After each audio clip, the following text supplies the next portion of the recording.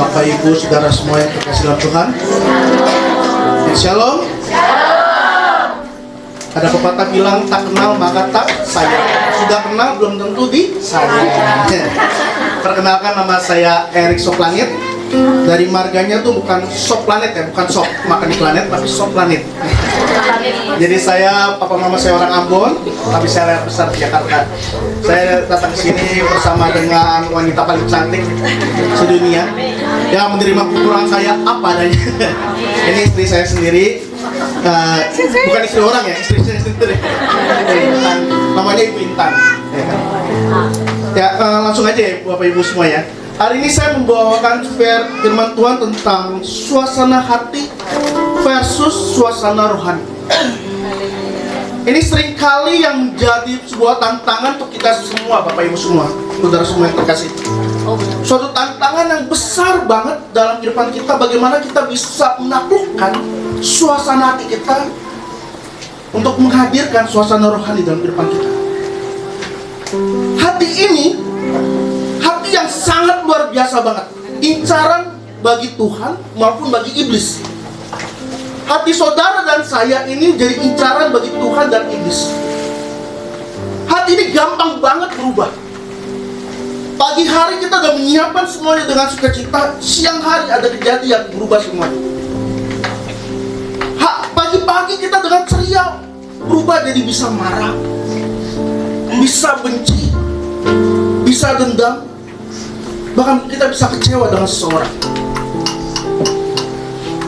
Hati ini juga bisa berubah menjadi orang yang sangat sombong, sangat arogan, sangat membawa hidupnya bahwa ini saya loh, orang lain tuh gak ada apa-apa.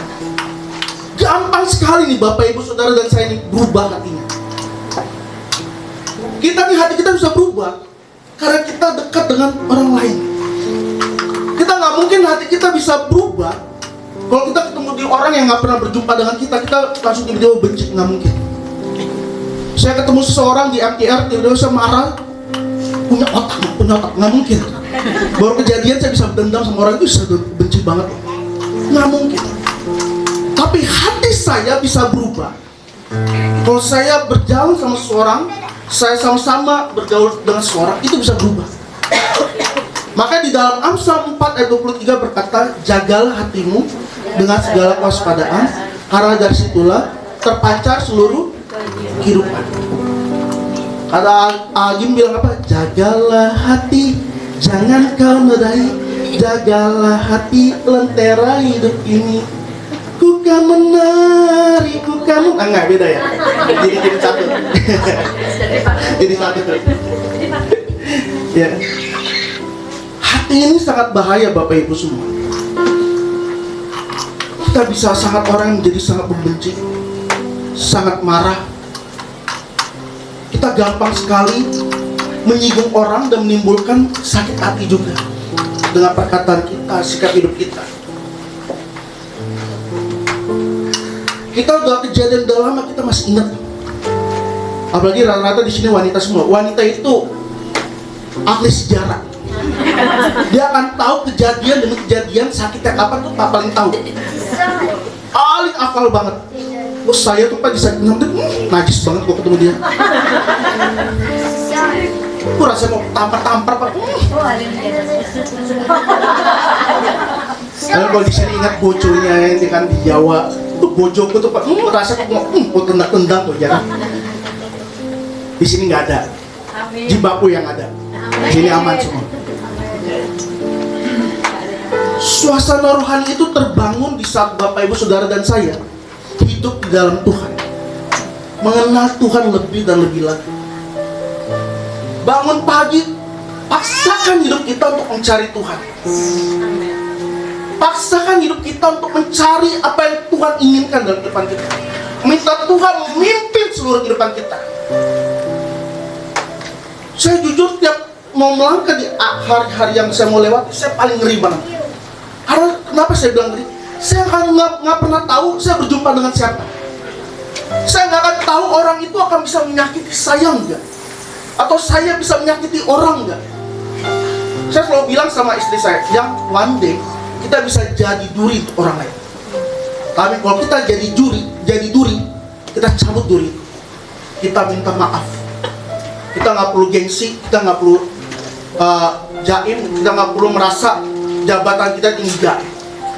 Kalau kita melakukan kesalahan sama orang lain, kita minta maaf, kita cabut duri itu. Kalau orang itu nggak mau mengampuni, itu hak orang lain, itu hak orang itu. Tapi kami berdua, kami mau mengajarkan diri kami mau mencabut duri itu dan kami minta maaf. Karena sebagai manusia, kita semua di sini nggak lepas dari namanya kesalahan. Kita bisa menyakiti orang lain, betul? Dan orang lain juga bisa menyakiti kita. Kita bisa menjadi sombong, kita bisa berubah sikap hidup kita, bisa kita memiliki jabatan untuk hal yang paling kita banggakan. Entah itu uang, harta, kita bisa berubah, Bapak Ibu Saudara. Makanya saya selalu bilang dalam diri saya bukan siapa-siapa. I'm nothing. Saya cumalah hamba Tuhan. Saya cumalah hamba Tuhan. Saya bukan siapa-siapa. Kalau seorang dia menganggap dirinya someone, itu bahaya. Dia menganggap dirinya lebih hebat, lebih pintar, lebih kaya. Sikap hatinya itu berubah sekali. Tapi siang hari ini, saudara semua, Tuhan mengenal kita lebih dari siapapun. Kalau hari ini Tuhan bawa engkau datang ke dalam Natal ini, bukan suatu kebetulan. Ada yang Tuhan mau sentuh dalam kehidupanmu, yaitu hatimu. Jauh lebih dari apapun. Tuhan gak tertarik dengan apa yang kita miliki, dengan kekayaan yang kita miliki, uang yang kita miliki, apa yang kita miliki, enggak. Apa yang Tuhan incar adalah hati. Yang Tuhan incar adalah hati kita semua. Tuhan gak mencari orang yang bilang, enggak, saya baik-baik aja, saya tenang. Tapi Tuhan cari hati yang remuk, hati yang mau mencari Tuhan, yang bilang, Tuhan, aku gak bisa apa-apa tanpa Tuhan. Saya gak bisa apa. Makanya saya selalu paksakan diri saya selalu memandang diri saya bukan siapa, saya tidak ada apa-apanya. Saya adalah orang yang berutang sama Tuhan. Saya adalah orang yang berutang. Kenapa saya bilang berutang sama Tuhan? Seharusnya 20 tahun atau 25 tahun yang lalu, saya sebenarnya udah gak ada di hadapan saudara semua. Saya mungkin udah meninggal. Saya udah berapa kali mau meninggal, tapi gak jadi. Karena apa? Saya bandel dulu, nakal banget. Saya waktu belum kenal Tuhan, saya ini gak pernah ke gereja, saudara. Jujur, saya gak pernah ke gereja. Masa remaja saya tuh, saya gak pernah kenal Tuhan. Saya lahir Kristen, tapi saya gak pernah ke gereja. Saya mau ditanya, saya waktu itu ada satu kejadian yang mengubah kehidupan saya. Waktu saya mau pulang ke Ambon, kejadian ada seorang pendeta datang ke saya, dia injilin saya. Saya ditanya, gereja di mana? Saya namanya orang nggak pernah ke gereja ya, bingung kan dibilang gereja mana kan? Akhirnya saya tahu gereja orang tua saya ini, saya sebut aja. Oh, saya kesel, makin hari, kok nih pendeta ku nggak diem. Saya lagi rokok tuh, saudara. Saya lagi rokok, buang asap rokok ke muka pendeta. Ada yang di sini buang asap rokok ke pendeta? Ada yang pernah? Jangan pernah. Karena saudara akan jadi pendeta di sini. Kalau saya waktu itu buang asap rokok ke artis, saya jadi artis. Nyesal saya. Coba kalau saya dulu buang asap rokok ke artis, saya jadi artis. Terus saya buang asap rokok, saya kesel banget. Tapi dari kejadian itu kejadian malam, paginya itu saya hampir dikeroyok. Saya naik kapal ke Ambon. Jadi dari perjalanan ke Ambon itu lewat Timor Leste. Timur, kalau zaman dulu bilangnya Timur kan. Lewat di situ, tiba-tiba sepupu saya lagi berdiri di anjungan, sepupu saya itu godain wanita Timor Leste. Dia lari ke arah saya. Erik lari, saya kan bingung kan. Dia yang berbuat, saya kena getahnya nih. Jadi orang Timor Leste lihat nih, saya komplotan nih. Erik lari, saya bengong. Dari situ saya ditangkap orang Timor Leste, dipukulin. Saya dipukul, saya langsung teriak nama pertama yang saya selalu teriak. Namanya siapa? Tuhan Yesus. Tuhan Yesus tolong. Tuhan Yesus tolong. Saya dipukul tapi saya nggak terasa sakit. oh saya nggak terasa, saya udah pikiran. Soalnya orang Timor Leste udah langsung bilang gini, udah buang aja ke laut. Bisa kecil-kecil gini mau dibuang ke laut nih. Saya makin kencang lagi, ponis tolong. Nggak tahu gimana tiba-tiba saya bisa selamat. Di situ saya langsung bilang ke lu, Siri, pendeta lu buang asap rokok terus. Tapi saya masih bandel. Demi kejadian sampai akhirnya Tuhan panggil saya. Dan Tuhan mencari hati saya benar-benar. Hari ini juga sama. Tuhan mencari hati saudara. Tuhan mencari hati saudara. Tuhan nggak peduli latar belakang saudara siapa. Tuhan nggak peduli apa yang saudara alami di masa lalu. Tapi Tuhan cari hati yang mau mencari wajah Tuhan. Hati yang mau mencari kebenaran. Sekarang kita mau cari apa lagi dalam dunia ini? Kita dulu mungkin waktu datang ke Hongkong banyak impian, benar. Banyak impian yang kita cari. Tapi hari ini bukan impian lagi yang kita cari, tapi cari Tuhan. Lebih dari apapun. Carilah Tuhan maka engkau akan jumpai. Manusia untuk mencari Tuhan itu nggak mudah. Karena Alkitab paling banyak mengatakan carilah aku, carilah Tuhan, carilah Tuhan. Berarti menandakan saudara dan saya untuk cari Tuhan itu nggak mudah, susah. Cari Tuhan itu nggak gampang. Kalau kita pagi hari mau doa, lebih baik tidur atau berdoa? Mendingan tidur. Bener gak? Secara manusia pasti kita mau cari tidur. Apalagi lagi musim dingin gini, tarik selimut, ya kan? Paling enak tidur. Gak ada orang yang mau doa. Tapi cari Tuhan itu berasal dari sini. Hati. Hatimu. Hati kita. Saya nggak bisa paksa saudara untuk cari Tuhan kalau saudara nggak pernah hatimu berjumpa dengan Tuhan. Kau harus mengasihi Tuhan full heart, sepenuh hatimu, segenap hati dan jiwa. Makanya hukum Tuhan cuma berbicara dua. Alkitab dari perjanjian baru, perjanjian lama, perjanjian baru berbicara cuma dua hal. Kasihilah Tuhan Allahmu dengan segenap hatimu, dengan segenap akal budi. Yang kedua, kasihilah sesamamu manusia seperti dirimu sendiri. Dua hukum ini harus hadir dalam kehidupan kita. Untuk kita mengasihi Tuhan dan mengasihi sesama. Kasih Tuhan dengan segenap hati dan segenap akal budi. Yang paling susah, akal budi. Saya sampai pernah bertanya sama Tuhan, kenapa sih untuk mengasihi Tuhan aja harus dengan segenap akal budi? Seharusnya udah dong segenap hati, benar nggak? Kalau saya bilang mengasihi pada istri saya nggak perlu bilang aku mengasihimu dengan segenap akal budi. Istri saya bilang, lo gila lo. Iya dong, dengan segenap akal budi ngapain? Saya cukup berlutut kasih bunga mawar, I love you sayang, ya kan? Dan saya nggak perlu bilang dengan segenap akal budi ya sayang, enggak. Tapi kenapa dengan Tuhan harus segenap akal budi, Bapak Ibu Saudara? Kenapa?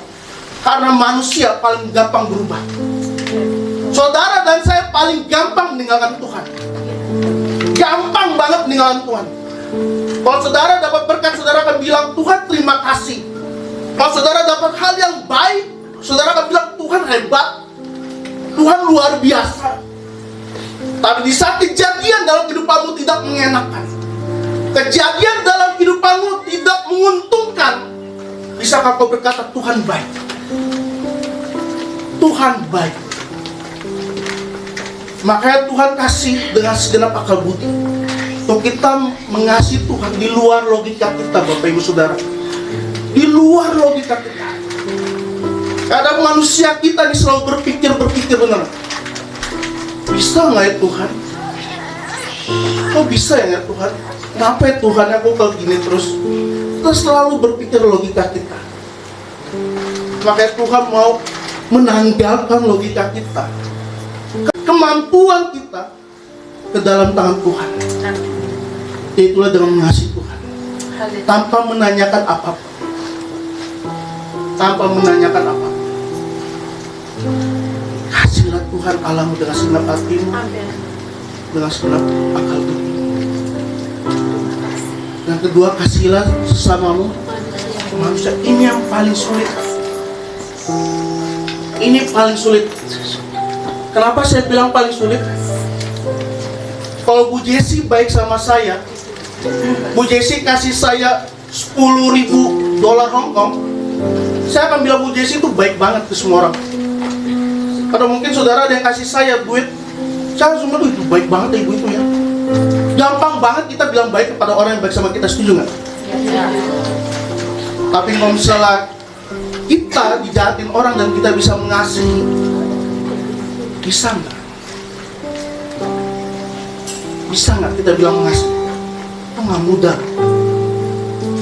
Bagi saya pengajaran Kristus, pengajaran Yesus itu gila. Kenapa saya bilang gila? Tanda petik gila. Itu di luar logika manusia. Karena dasarnya manusia itu punya harga diri yang tinggi.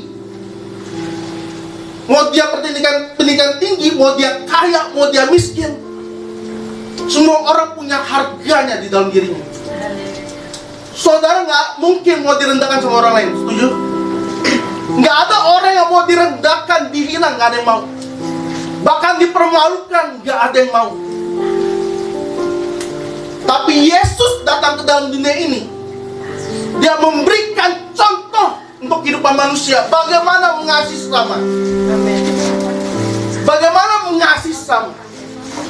Nggak gampang untuk mengasihi sesama. Ada adik kakak bisa nggak ngomong berpuluh-puluh tahun. Ada mertua sama menantu nggak ngomong-ngomong. Ada orang tua dan anak nggak bisa bicara bertahun-tahun. Karena apa? Hatinya terluka. Karena kenapa? Harga dirinya dihancurkan. Itu yang sering banget terjadi dalam kehidupan kita, saudara. Kita punya harga diri yang luar biasa semua di sini. Bahkan di dalam gereja sering banget terluka. Kita terluka dengan teman-teman pelayanan. Kita terluka dengan teman pelayanan, salahin Tuhan lagi. Aku nggak mau ke gereja. Tuh ketemu orang itu, dia penyembah, ternyata kayak setan tuh Pak. Dia nyembah setan, dia lebih setan daripada setan. Kita sering banget kayak gitu. Tapi mau nggak kita siang hari ini kita mau mengasihi orang lain seperti Kristus mengasihi kita? Mau nggak? Nggak gampang mengasihi sesama. Saya waktu, maaf ya, ini bukan menyinggung yang lain, tapi ini kejadian pas banget. Saya habis selesai doa pagi. Saya tuh biasanya kalau habis doa pagi tuh saya tuh nggak sengaja nonton Indosiar pas Mama Dede. Tahu yang Mama Dede ya? Ma curhat, Ma, iya dong. Ya, pernah nonton Mama Dede Bapak Ibu? Saudara? Pernah. Nggak apa-apa nonton, saya juga pernah nonton. Saya pas ada nonton Mama Dede gitu, ada yang bertanya, Ma, curhat Ma? Iya Ma. Ma, kalau kita disakiti, kalau kita ditampar pipi kiri, kasih pipi kanan nggak? Kira-kira jawaban Mama Dede gimana? Kasih tampar lagi atau baik lagi, kasih lagi atau gimana? Kalau saya setuju sama pengajaran Mama Dede. Mama Dede tuh ngomong apa? Dengan tegas Mama Dede bilang, kalau kita ditampar pipi kiri, tampar lagi pipi kanan. Gigi ganti gigi. Ya saya setuju sama Mama Dede. Kenapa saya bilang setuju sama Mama Dede? Karena itulah manusia yang ajarkan. Itu yang tadi saya bilang, semua kita manusia punya harga diri. Nggak ada yang mau direndahkan satu. Tapi kalau kita tahu kita mengasihi Tuhan dan mengasihi sama, kita nggak perlu membalas orang lain. Saya berapa kali saya direndahkan sama teman kantor. Saya cerita sama istri saya. Ada teman kantor saya, tiba-tiba ada satu mahasiswa, mereka mau diutus ke pemohon dan ke Medan. Terus tiba-tiba ada anak di teman kantor saya bilangin, Erik aja yang doain, Kak Erik yang doain. Terus ada teman saya nih, teman kantor, dia bilang ke semua orang, jangan Kak Erik, dia nggak rohani, lebih rohani gua kali. Bayangin di semua kantor dibilangin kayak gitu, malu nggak? Itu rasanya Bapak Ibu Saudara, saya mau tarik bibirnya, saya mau celupin ke kolam, saya baptis ulang. Rasanya tuh kayak mau saya celupin mulut ya. Iya dong. Rasanya tuh, aduh. Saya pulang, saya ngomong sama istri saya, jangan nih kerasa, gue mau tampar, tapi nggak pernah saya bisa lakukan. Dan saya nggak ngucat orang itu, nggak WA, nggak bilang dia, kok kamu kurang aja, enggak. Saya diam, dan saya cuma doa. Saya cuma curhat pada teman terbaik saya, ya kan, istri saya. Dia yang tahu dalamnya saya ini istri saya sendiri. Saya nggak mungkin cerita ke orang lain. Ceritanya pas di sini pas khotbah ya. Iya, nggak enak loh, saudara. Dibilang nggak rohani, waduh. Ini kurang rohani apa? Kurang muka salib nih, bikin tanda salib. Atau muka bikin bentuk gereja, ya kan? Tapi Tuhan tegur saya, kerohanian bukan dilihat dari aktifnya kita di gereja. Kerohanian bukan banyaknya saya pelayanan dimanapun. Kerohanian bukan niat saya terbaik khotbah, menyanyi, muji Tuhan, bukan. Tapi kerohanian saudara dan saya adalah dari sikap hatimu. Amin. Sikap hidupmu mengasihi Tuhan dengan segenap hati dan mengasihi sesamamu. Itulah sikap rohanimu yang terbaik. Amin. Itu yang Tuhan inginkan. Amin. Saudara nggak perlu ingat-ingat perkataan orang lain. Saudara nggak perlu ingat-ingat kesalahan orang lain. Karena semua manusia bisa buat salah. Tapi kalau kita diizinkan oleh Tuhan untuk ketemu dengan seseorang dan kita terluka, bilang Tuhan terima kasih. Orang ini membentuk hidupku.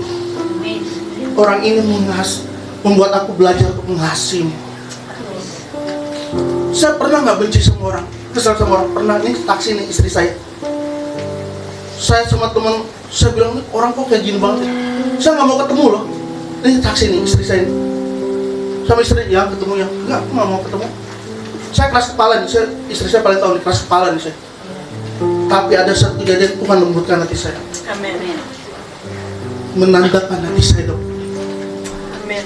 Kalau saudara mau tahu hati saudara udah pulih atau udah sembuh, ketemu dengan orang yang menyakiti saudara. Kalau saudara udah ketemu dan hati saudara plong, saudara bisa menyapa dengan tulus, itu tanda dia sembuh. Amin. Tapi kalau saudara ketemu, shalom, setan dalam hati setan, please, buka bajingan, ya kan? Kita bisa kayak gitu. Nah itu berarti tandanya belum sembuh. Tapi kalau udah sembuh, saudara bisa ketemu dengan shalom, tanpa ada apa-apa di hatimu, tanpa ada yang dalam hatimu. Pernah nonton film kartun kan, saudara kan? Ada iblis dan ada yang baik, yang malaikat kan? Nggak bisa kayak gitu. Kalau kita udah sembuh, kita bilang, shalom, apa kabar? Saya ketemu orang, Bung, gimana Bung? Nongkrong lagi, minum kopi bareng lagi. Itu tandanya udah sembuh. Seringkali kan kita gitu, enggak Pak, saya sudah mengampuni. Ketemu, nggak mau. Kalau pas berpapasan di gereja, ya, sering kan? Tapi di sini nggak ada. Zimbabwe, ngomong, baik semua. Nanti ngakuin di hadapan Tuhan aja. Saudara ingat, Tuhan tuh mengasihi saudara. Jangan sampai kita masuk tahun 2025 masih membangun suasana hati kita, bukan suasana rohani. Tanggalkan perasaan kita, bapernya kita. Kita ini bisa saling menyinggung, menyakitkan, bisa. Kita bisa terluka dengan perkataan orang lain, tingkah laku orang lain. Ada orang nggak usah ngomong aja, tapi tingkah laku yang ngeselin aja. Ya, bisa kan? Dia datang aja, kesel banget deh. Ya kan? Itu saya senyum aja. Itu saya ya. Itu tuh. Karena saya nggak pernah ngomong aja, istrinya kadang suka kesel. Naik gunung. Iya gitu, saudara semua. Yuk hidupi kebenaran dalam kehidupan kita. Suasana hati kita terus terbangun dengan suasana rohani. Cari Tuhan terus. Masa kita mau masuk tahun 2025 masih bawa yang lama? Bawa dalam kehidupan untuk terus mengasihi Tuhan dan mengasihi sesama. Nggak peduli seberapa banyak orang menyakitimu, yang melukai hatimu, tapi yang kau harus pikirkan hari ini kau sembuh. Amin. Saya undang saudara sudah bagi berdiri semua. Saya nggak mau lama-lama karena udah makanan menunggu ya. Jangan sampai saudara di belakang kesel sama saya, Pak ini lama banget perut saya udah lapar. Tapi hari ini kita mau bawa hidup kita mau menyenangkan Tuhan. Saya berikan waktu saudara semua untuk merenungkan firman Tuhan. Kau boleh tutup mata dan biar kau menjadi pribadi yang menyenangkan Tuhan. Kau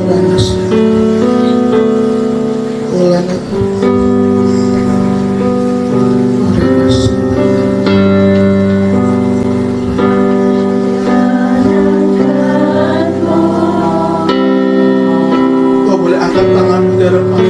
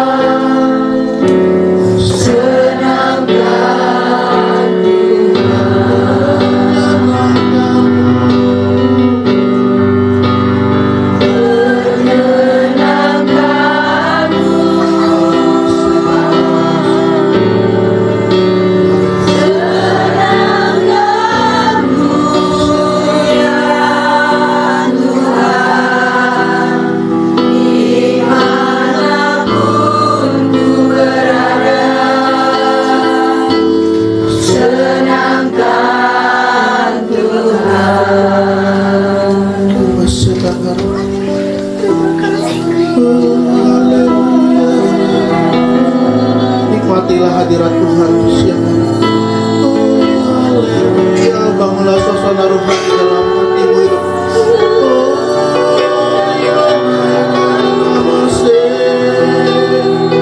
Hancurkan hati.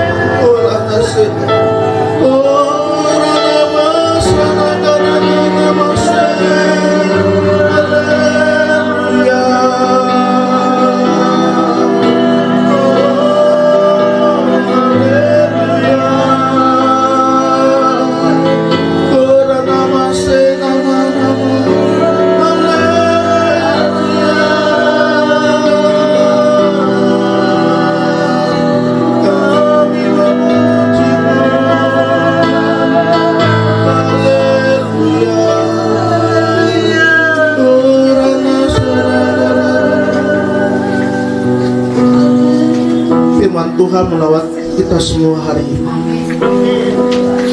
Mungkin saudara dan saya sering kali membangunkan suasana hati kita lebih daripada suasana rohani.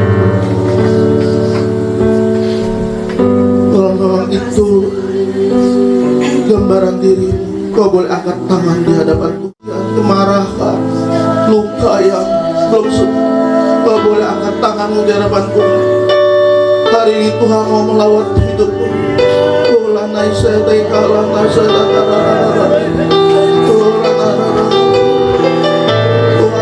dalam hidupmu. Doa spesial di hadapan Tuhan.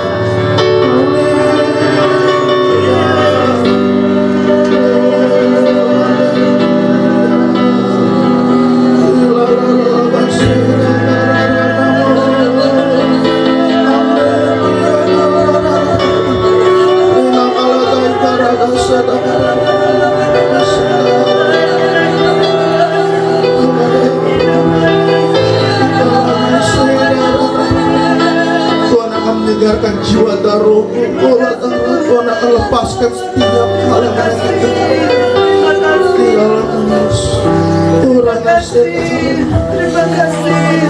Tuhan, kau melihat tangan-tangan yang terangkat dalam nama Yesus. Bahkan tangan yang terangkat Tuhan mengetahui hati mereka. Dalam nama Yesus saat hari ini Roh Kudus kau mengalir, memenuhi hidup mereka. Jiwa yang kosong dipenuhi dengan kuasa Tuhan di dalam nama Yesus, dengan kasih Kristus di dalam nama Yesus. Saat hari ini Engkau hadir dan bertata dalam kehidupan umat-Mu Tuhan, di dalam nama Yesus. Saat hari ini Tuhan, Kau yang menyegarkan jiwa dan roh mereka. Mereka pulang dari tempat ini, mereka mulai membangun suasana rohani dalam hidup mereka. Mereka boleh berjumpa dengan Tuhan mereka. Mereka boleh membangun iman mereka lebih dan lebih lagi. Di dalam nama Yesus, tidak ada satu orang pun yang terlewatkan siang hari ini. Di dalam nama Yesus Tuhan lawat. Di dalam nama Yesus Kau irana setakara manasa. Engkau hadir Tuhan dalam nama Yesus. Dalam nama Yesus. Terima kasih Tuhan. Terima kasih Tuhan. Dalam nama Yesus. Kami merendahkan hati kami dalam Tuhan. Tuntun langkah di depan kami sampai kami menutup mata kami dalam dunia ini. Ajar kami untuk berjalan dalam kebenaran. Tuntun kami untuk mengasihi-Mu Tuhan dan mengasihi selama. Terima kasih ya Allah. Terima kasih Elohim Yahweh, di dalam nama-Mu Tuhan. Kami mengucap syukur untuk siang hari ini. Terima kasih Bapak. Di dalam nama Yesus. Haleluya. Amin. Beri tepuk tangan oleh Tuhan. Terima kasih Bapak Saudara. Silakan. Haleluya, haleluya. Saudara merasa diberkati dengan kebenaran firman Tuhan yang dibagikan siang hari ini? Amin. Saya pun juga sangat terberkati. Biarlah kita terus menjaga hati kita dengan segala kewaspadaan, karena dari situlah terpakai